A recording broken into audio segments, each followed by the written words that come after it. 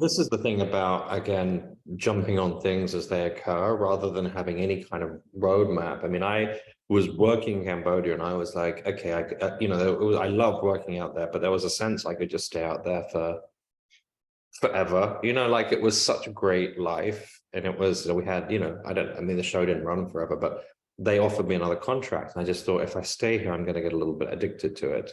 So I decided, at the time it felt unwise to come back to London. And I got a job working for a small production. Actually, it wasn't that small for London. It was that they had a few big projects, but they asked me to adapt a short story that was about a science fiction short story that was about kind of criminality. And that was the first time I'd read a lot of fictional thrillers, but I hadn't read a lot of true crime. I certainly didn't read it as a kid. And I don't think I'd read any like nonfiction true crime. And so I had to, for this work, I decided, if you're going to try and work out what criminality is, what a murderous instinct is, I should study the real life case studies. And I went and bought a bunch of true crime books for the first time. I guess I'm 23, 24. And I'm reading them all and finding them interesting, taking notes. And then that's when I came across Chikatilu. And I thought, I found really hard to fathom. Like, I mean, he just preferred pain to pleasure. And there are all kinds of theories. It was quite interesting about whether he had grown up during the famines and whether his brother had been eaten, and the kind of devastation of the Ukrainian famines, whether that kind of somehow steeped into his soul. But that's all kind of speculation and kind of a little bit neat. The truth is he's a bit unfathomable. And most killers, I think, are unfathomable, which makes them hard to write about. But I was like, oh, you could write about the society that he's operating in, and the fact that even though he's committing these horrific crimes, there were priorities above catching him. So that became a really interesting inroad. And that was how well, actually what I did was I went to this bookstore in Piccadilly, Waterston's Piccadilly. I went to the Soviet Russia section and I bought maybe 5 books from that thing. I thought, if I really love reading these books, I can write this book. And if I don't, I can't. And they were incredible. I remember Robert Conquest's book on the Ukrainian famines, and it was like, I mean, brilliantly written, but also kind of full of really controlled anger at the kind of crimes. And it's all become, again, very topical with this invasion of Ukraine. It's strange how much of that is repeating itself again. But that was how it came about. I didn't plan it or expect it. I just suddenly followed up on something that struck me as interesting, and that's where it led. And Leo had a very strong premise, which is, what if you were the hero of this country and you decide to go against the country that has put you up on a pedestal? That just as an immediate shape was really interesting. What if you were the cop police officer who was, richly rewarded for arresting innocent people, suddenly deciding that you needed to arrest someone who was guilty, and in that process criminalizing you? So once you have that concept, a lot follows from there. In the same way of his wife, someone who had she married him because she was afraid of him, really was as soon as you have that, you start to have a lot that you can then build off of, which is a different, I think, than, say, developing a character from a kind of more, I don't know how the difference is, but as soon as you have the premise of a character like that, it becomes quite quickly to follow through on some of them, get into the minutiae about them. I very rarely start with minutiae. I know some people are like, they see one item of one gesture or something and they build a character out of that. I start big and go small, I think. And with those two, that's how it happened. Well, I avoid his point of view, the killer. I mean, Leo is Leo is really complicated. I mean, I could see, because I was always fascinated in the idea of someone who was genuinely idealistic that ends up doing bad things. So that I thought was a really interesting route to explore. And he's fundamentally a great person with a big heart, and someone who is patriotic, and those things were manipulated by the state and in a way betrayed by the state. And he's going on a story of redemption. So I found it was a clear path to follow. The killer, I just never got a clear sense of. I just couldn't, someone who could do that. To me, I only really very briefly explore his point of view. And actually, mostly it's written from when you first encounter him, it's the victim's point of view. And the only killer I've ever written about is the killer of Versace, Andrew Cunanan, who's very different because he's a spree killer, which means he wasn't age 7 killing cats and dogs. And, you know, he was an interesting, complicated human being who went terribly wrong in his 20s, partly because of drugs and partly because of lots of other things. And he snapped. And so you can follow his life and you can kind of get under his skin in a way that is possible. And then once he snaps and he starts committing these horrific crimes, I switch to the other points of view. So that's always been my approach. Once they're in that stage where death to them, murder to them is almost incidental, I find it really hard to understand that. And interesting, because I think you see it in there. There's a theory, which is that your body chemistry actually changes when you start to commit those crimes, that your eyes change. And you can see it actually in the documentaries.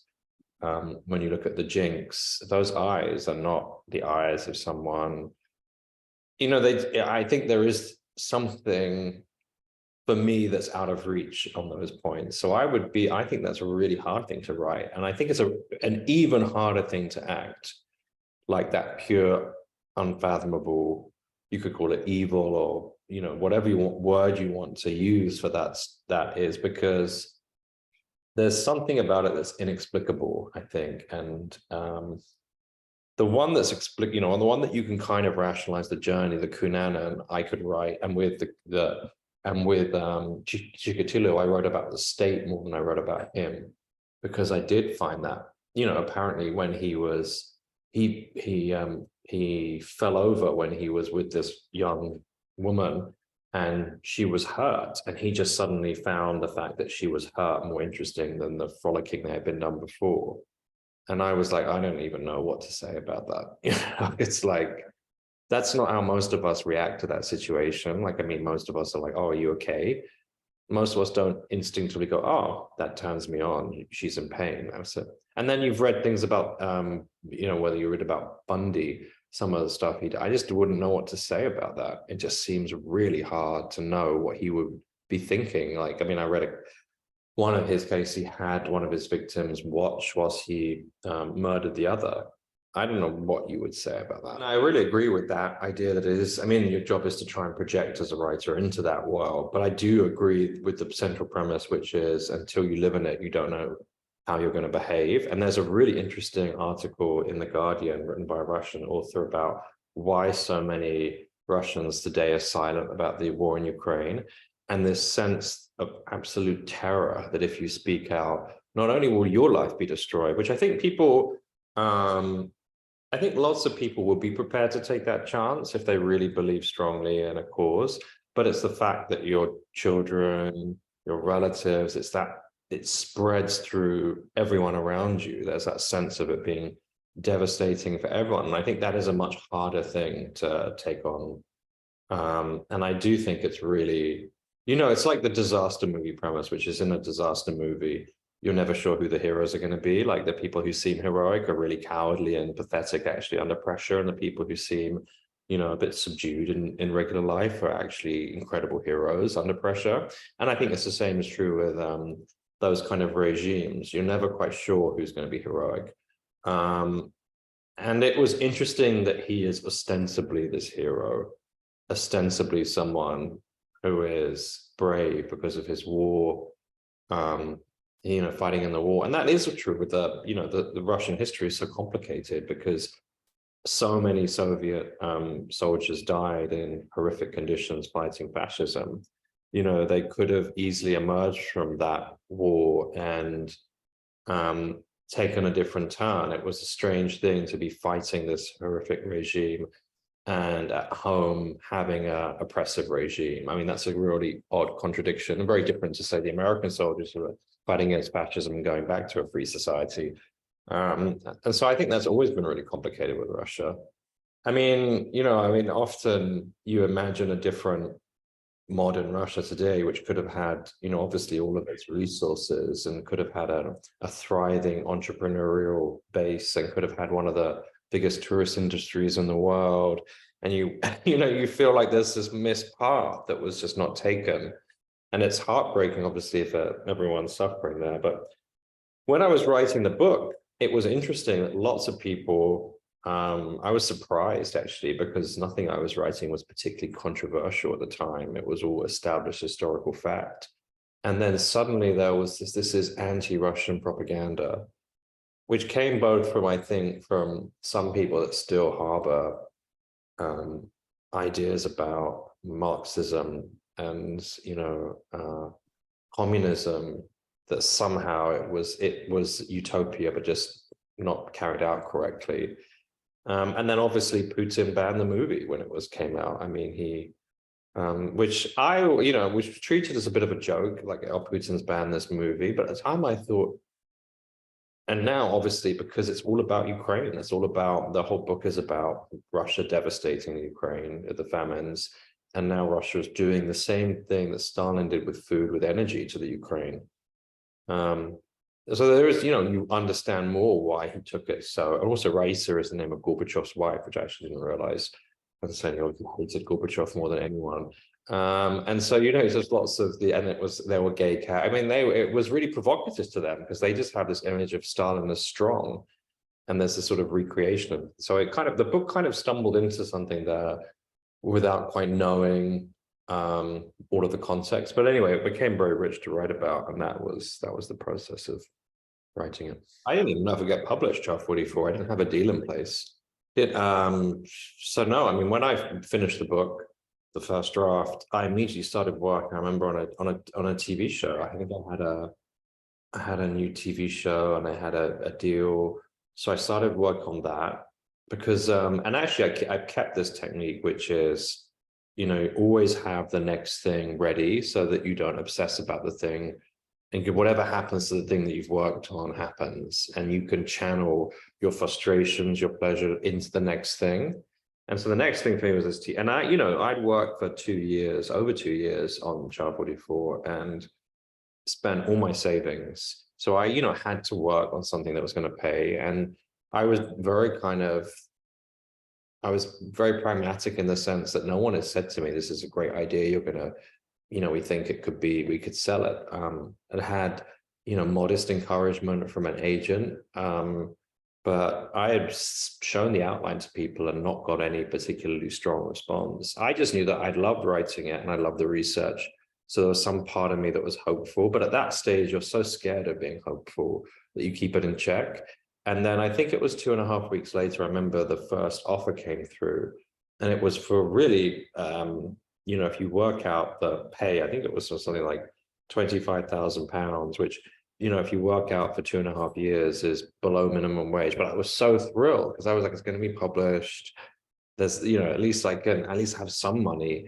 And so that was like exciting. Then I think the first offer came in from France, and honestly hadn't crossed my mind that other countries would buy it. I didn't even know that was. And so the French translation was the first one to come in. And that's when you start to get really good. Then, different countries followed. And then you think, well, there's still a bit of a gap before it to be released. And so I wasn't sure. And I think actually the moment where I thought, got very excited was it was released in Germany before, I think, the UK, for some reason, some quirk of publishing timings. And there was a prominent TV book reviewer in Germany who recommended it. And suddenly it was like top of the, her word was everything. I guess a kind of Oprah-like figure in Germany, and suddenly went to the top of the charts and on Amazon. And that was when it was like, wow, this is incredible. The pressure, I didn't feel, I mean, the only thing I would have taken more time just to enjoy the publication of Child 44, which is, as you said, particularly that, I mean, you mentioned the awards. By then it got like you forget this, but awards are kind of, awards are quite political, and there's lots of, whispering, all this kind of stuff. So that was actually much less fun than just the pure innocence of those early days of people buying it and, going to a book event in Germany particularly, they were great. And meeting people, they were the really exciting parts. And there's something about saying, you know, just enjoy that for a while before you dig into the next book, rather than, you know, taking on that, you know, taking on the kind of, you know, 6-7 hours a day of work again and trying to do all the publicity and stuff on the side. Like I tell you, I mean, it was kind of like bubbling very slowly, that book. I mean, very, very slowly. But it is like, you forget like these things are like running a marathon, in the sense that A, it takes a long time to write a book, but also your writing fitness is different. They're like, you know, working on a page with a book is very different from working on a screenplay. And coming back to it, which I did kind of in earnest in lockdown because I had so much time, I was like, oh wow, you know, there's a real sense of having to pick up what's that kind of that drag, that fictional drag, which is, you know, whereas if you're regularly writing books, you get into the rhythm of them. I had to really kind of relearn a lot of it, trying to work out voice and how to best interweave. One of the big things is research. Like, I mean, one of the things I enjoyed doing in Child 44 and the historical trilogy is interweaving research. It doesn't just feel like a kind of a chunk. It feels like it's woven into the story and quite natural, and having to learn how to do that again. So there, it wasn't like writing. I really felt like it took a long time to get up to speed on that. And actually, the interesting thing about even though I guess people say it's very cinematic cult people, I was writing it in some ways as a real counterpoint to the TV work, because it's so expensive. I mean, it would be so hard to do. I wasn't taking into consideration anything like budget or, you know, I was just like, I want to, you know, one of the things that is beautiful about novel writing is you can create the world and not worry about any of the practical, pragmatic, logistical stuff, which how you have to worry about with movies and TV. And there's so much of that stuff really, you know, is limiting. I mean, you have to constantly, even with a big budget, have to pull back and adapt. And that happens all the time. You see big shows, big films canceled over, you know, difference of $20 million or something, because it means it'll look like this and not this. And the one thing that is great about a book is it's you and these words, and you can do whatever you want. And so I wrote this story, which is, you know, I loved, as I mentioned, Michael Crichton, those fantasy, science fiction, escapist stories growing up. And I wanted to write my own version of that, the kind of story I would have loved to have read. And it had a kind of escapist vibe during lockdown, you know, like, what if we were all living in Antarctica trying to survive? How would that look like? What would the society look like? Trying to imagine it.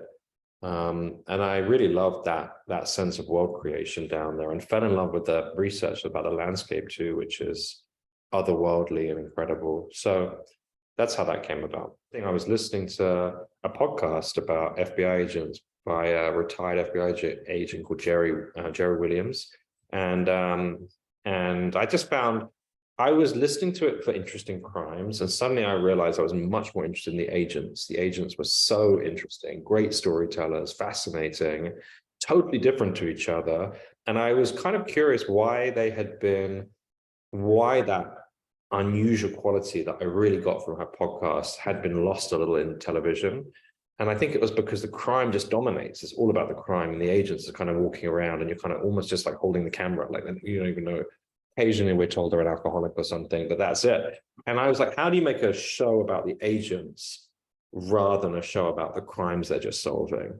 And I was really interested in class photographs, and I thought, where do we end up? So we're following in this show a class of agents at Quantico.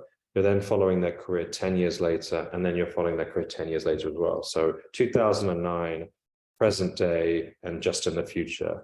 And it's about how both they change, the people they become, and how the institution, the Bureau itself changes, which has become super topical because the Bureau has become under the spotlight. And also what they do is that they incorporate AI into the FBI. So that thing I told you about the Cunanan FBI reports, you know, those days are gone, and now it's this kind of amazing AI they're using. But the downside of that, And when I started writing it, AI was a little bit fringe, but now it's on everyone's phone. It's the story in the future that AI was going to be used, but then AI suddenly just became super mainstream. It was just like everywhere. So, but it's become much easier to pitch it to people now when we're saying what it's about. Whereas before, AI was a bit like, what is that? And now it's like everyone's using it. So, it's like, it was this sense, at the beginning, it was meant to help agents, but if you're going to use AI, then going to read thousands and thousands of pages of these case files.